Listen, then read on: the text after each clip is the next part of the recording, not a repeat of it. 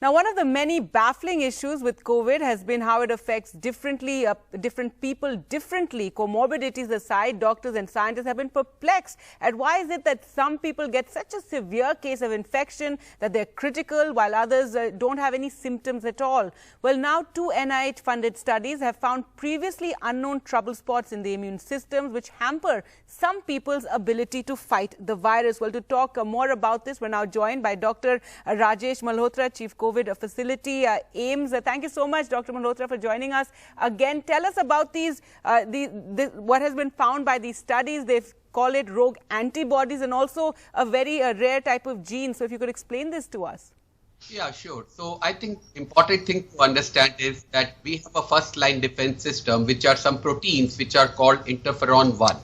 Now, there are some young people who have never had an illness and they have this hidden, immune deficiency where they are not able to form enough interferon 1.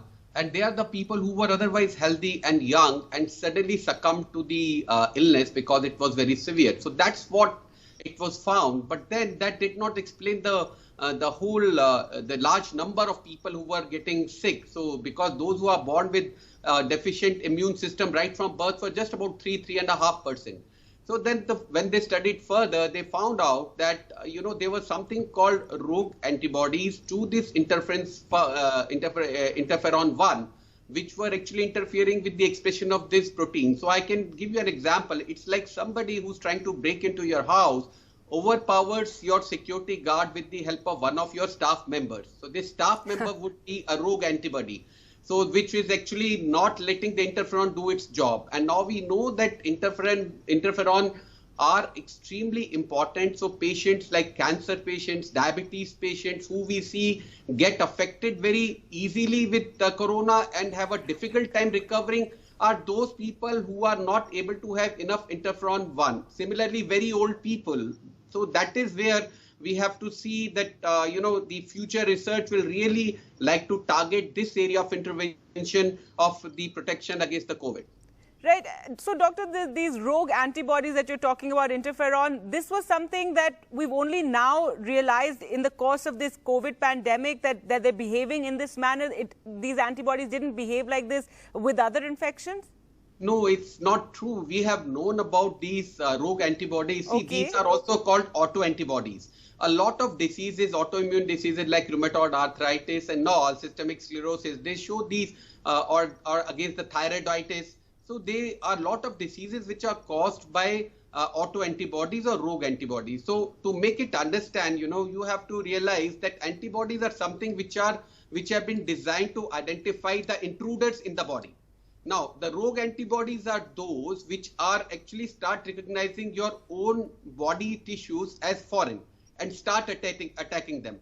Normally, antibody is very specific. It will go and attach to one particular protein. But these rogue antibodies are something like promiscuous. So they'll go and attach to different organ systems and damage them. But interestingly, although in this case in corona till now, they have caused a damage or excessively severe disease form, but in some diseases they can even be used to fight the disease. I mean, their promiscuity can be used.